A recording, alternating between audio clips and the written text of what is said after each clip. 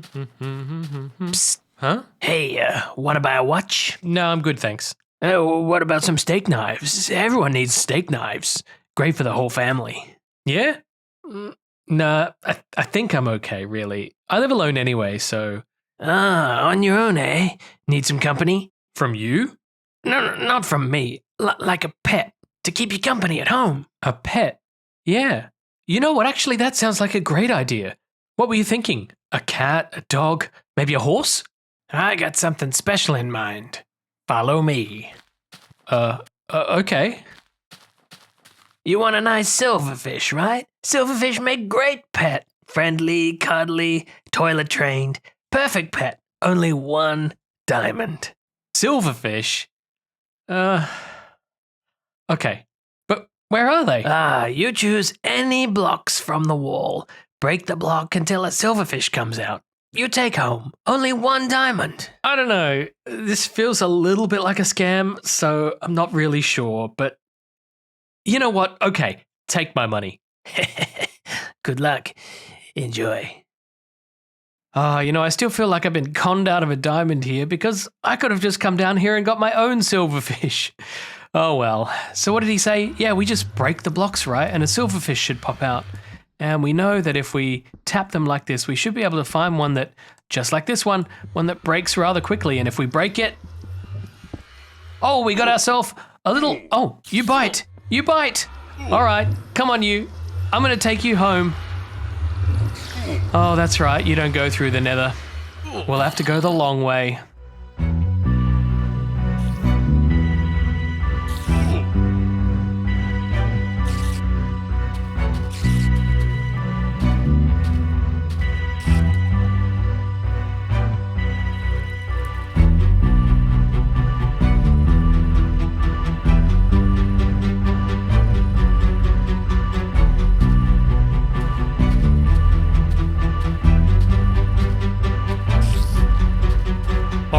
We got it home.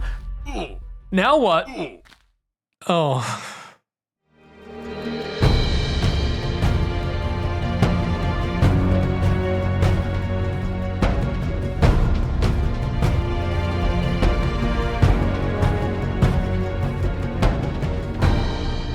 Don't worry, I'm coming. Don't despawn, you little mite. All right, let's focus on me. Hello, everybody. Welcome back to another episode. Haha, outsmarted you. Of Minecraft The Journey with me, BugmanCX. We're currently in Minecraft Beta 1.8, and I've spent a bit of time leading this silverfish over to our area because I want to keep this thing, and now I just need to figure out how to contain it. Just after this little thing killed me before, as I ran down from the base area over there, I picked up some netherrack and some stone which happened to be in the chests. Oh, what are you doing? Why did you do that? Oh, we better watch out for that. But I picked this up because I should be able to place down a piece of stone like this, and the silverfish should go inside of it whenever it gets disinterested in me. But I need to make sure that it goes into the block that I place down and not any other neighboring stone block. So I'm thinking if I trap this in netherrack and then place down a stone brick block, it should go inside, hopefully, as soon as it gets bored of me or I go out of range. So let's lead this thing downstairs and see if we can do that. Ouch, come on. You might have noticed in the last episode that these things weren't causing any damage, but suddenly they are. And sometimes when I record this series, I switch between multiplayer and single player, just depending on what I'm doing and what I need to do. And it seems like they can cause damage to me in multiplayer, but not in single player. I'm going to die if I let it continue to do this. So come on, little thing, this way. We're going to make you a new little home. So let's quickly just create a little area for it up here. Like this. Oh, up here, please. I didn't bring any food. I'm very prepared, as you can tell. Okay, so if you come inside of here and we place some netherrack down around like this, and hopefully it goes inside. Come over here. Come over here. A little bit further, please. I just want to... Oh, I did it. I did it. Okay, let's get rid of these surrounding blocks as well, just to be sure.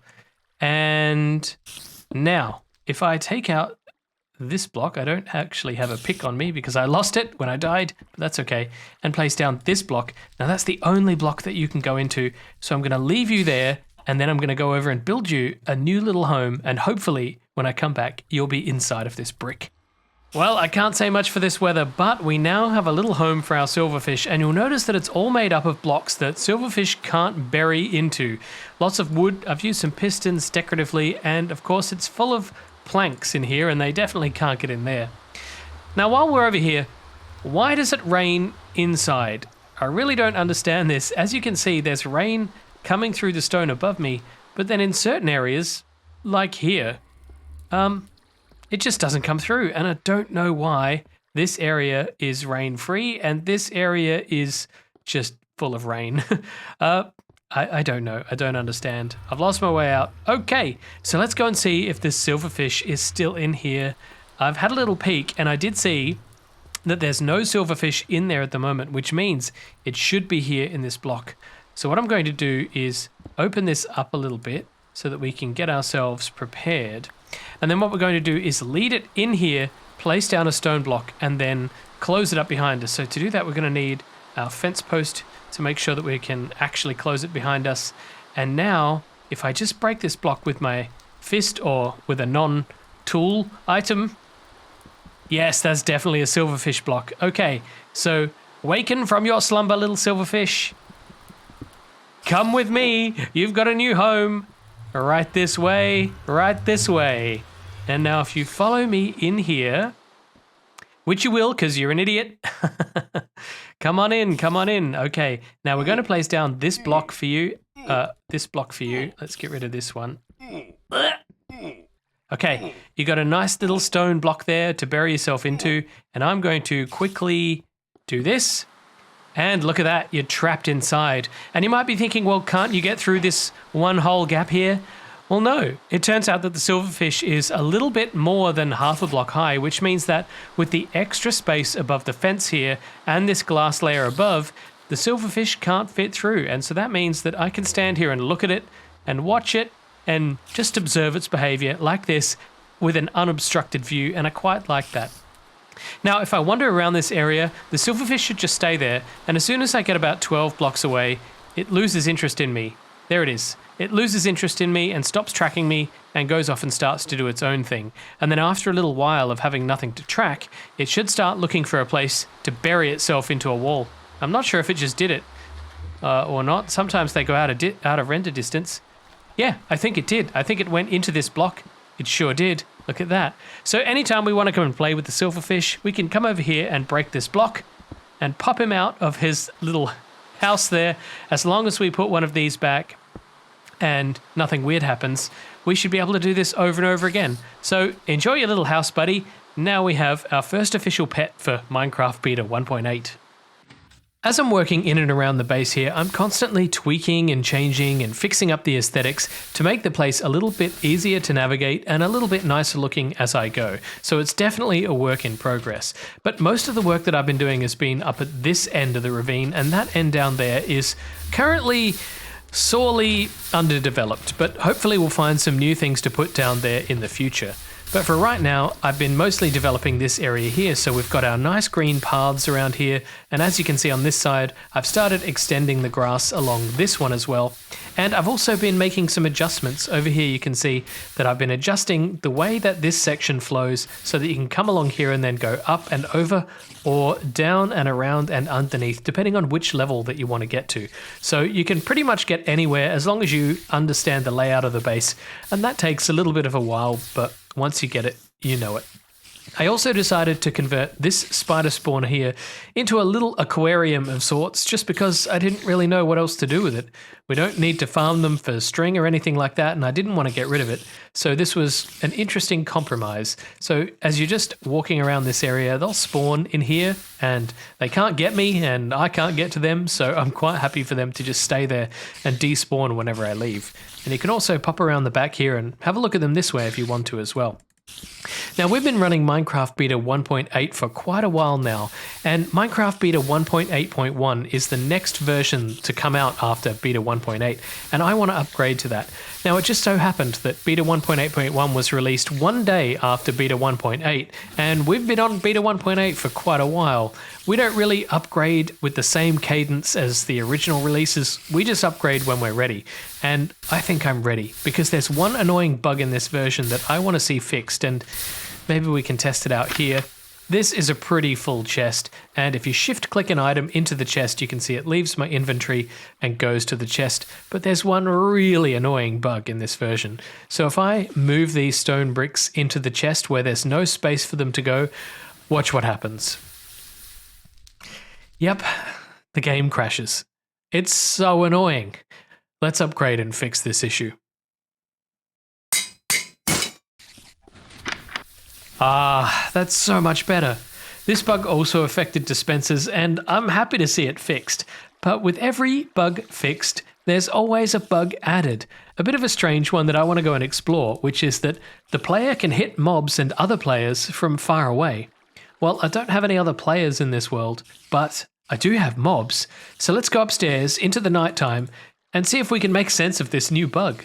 If we just head out here into the play area, there are usually plenty of mobs all around this area.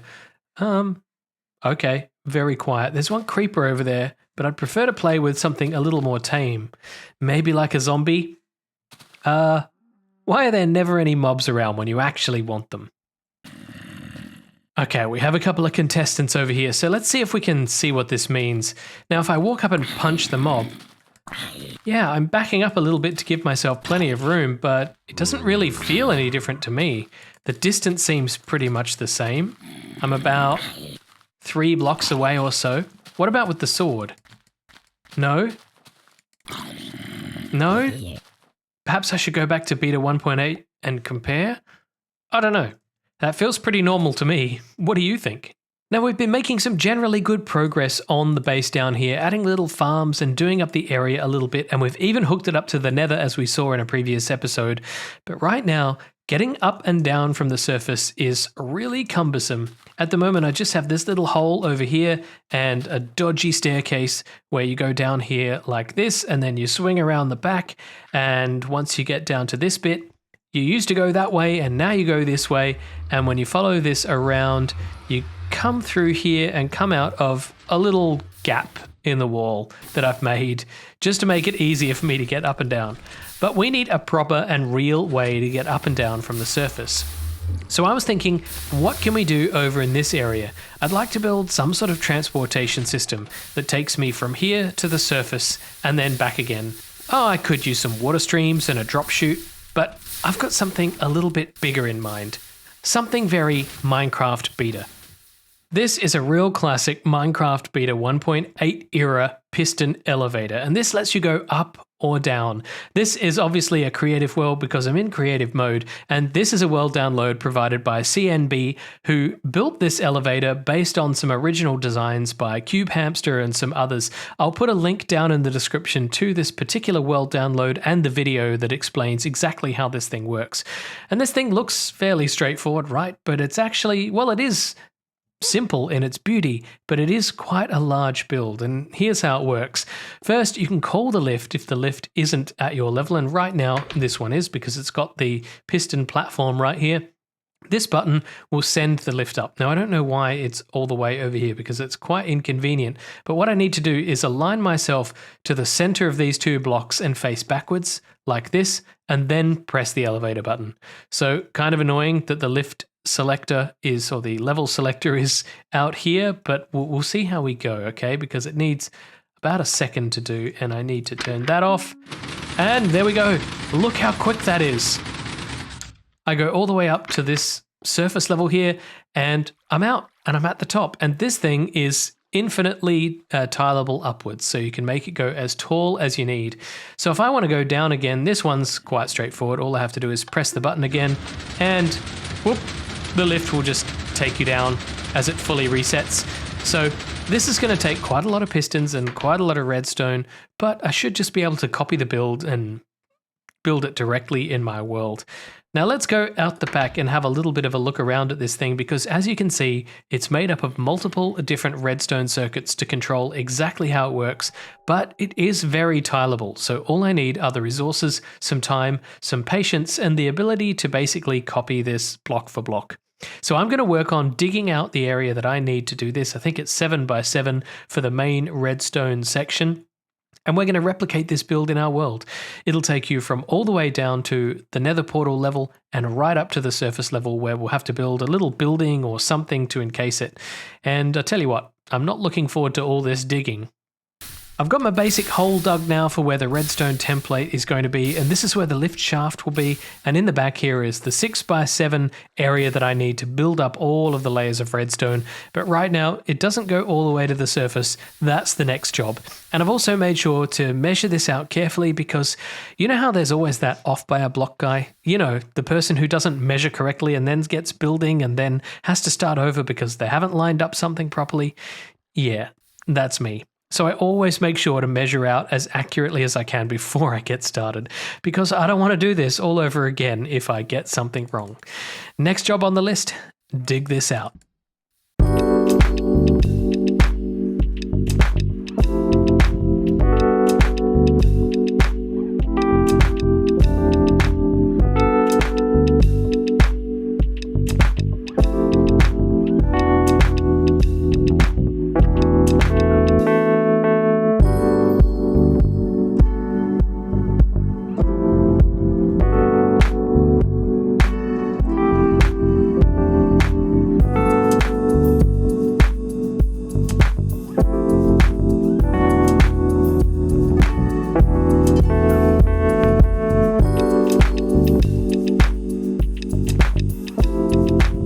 Dug a big hole, and I have also started on building out some of this redstone, and as you can see, this is very, very tall.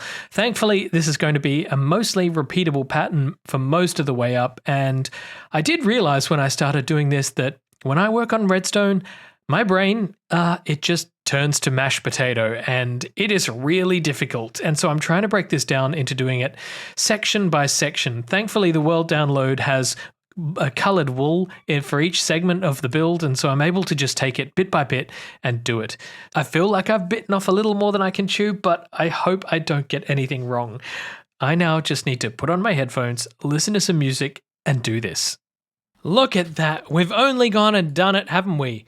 And that was definitely a painful process. Obviously, with a large-scale redstone build, when you're copying it, such as I did, there are going to be a few mistakes, and there were a few mistakes, and it took me many hours to just debug the whole system and find them. For example, I had a regular piston in place of a sticky piston. I also had some missing redstone here and there, but eventually I got through it and I managed to get this thing working. So let's have a little bit of a tour. As you can see, we have a bit of an old ruin here because this lift sticks out of the ground, and this seems to be the best kind of way to blend it into the landscape at the moment. And what we have is we have our call lift button, and that will bring up the lift to this level when we're ready to take it down. Now, the original demo world where I copied this build from had the buttons over here for up and down, and that was kind of inconvenient because when you're inside of the lift, you have to pop out again to press the button and then run back in and make your way down or up. And I found that just too inconvenient, so I've moved the buttons over here to a more sensible location. So you can still call the lift, but the lift is already up here. Let's give it a bit of a ride. So down is much faster than up, so if I press the button, the pistons retract, and down we go, all the way down to... Oh, hello, skeleton. All the way down to here, the bottom level, the ravine level, and it's quite efficient and much better than that disturbing old staircase that I used to have to run up and down. Here we have the same mechanisms again with the send lift button right here where it ought to be, so it's nice and convenient. And we also have installed this. This is a little guardrail because when you align yourselves, you have to align yourself in the middle of these two pistons. And if you do that, when the pistons engage, they can push you forwards. So these two blocks will pop up a bit like a seatbelt in a car, I suppose, to prevent me being pushed out of the mechanism. So let's give that a little bit of a go. We have the call lift button, which we don't need because it's already here, and the send lift button. So let's go into the lift, press the button, and it engages just like that. It's so fast as well. It's incredibly fast. You sort of end up here halfway between the blocks, but that's just Minecraft for you. It doesn't matter, but it's so quick and efficient, and I love it. So let's go back down the old staircase, possibly for the last time, because I just want to show you what happens if the lift is in the wrong position. So getting down the bottom the long way, and through the corridors, we can see, oh, we want to get out of the ravine, but unfortunately the lift is on the wrong level. So I can call the lift with this button here, and that will cause the whole system to engage, and all of these will retract and come down to me where I can take it up and ride it to the surface. So if you head around the back here as well, you can see there's quite a bit of redstone involved. There we go. There's quite a bit of redstone involved here. I have to be careful because this isn't well lit yet. I need to go and do a lighting pass. And I had to do this in sections as well, just so that I could wrap my head around the amount of redstone that I had to build. But thankfully, it was mostly based on replicable patterns, so I was able to just finally get it done. Yeah, I want to get out of here before a creeper comes and blows it up. But I'm very pleased with the overall... I'm very pleased with the... I'm very pleased with the overall... You can stay in there. Result. Well, that ought about do it for today's episode, and I hope you enjoyed yourself. If you did, then feel free to leave a comment or a like or subscribe to the channel. All of that stuff really helps my channel grow. I also have a community Discord, so if you'd like to join that and come and hang out, then there are links to do that down below as well.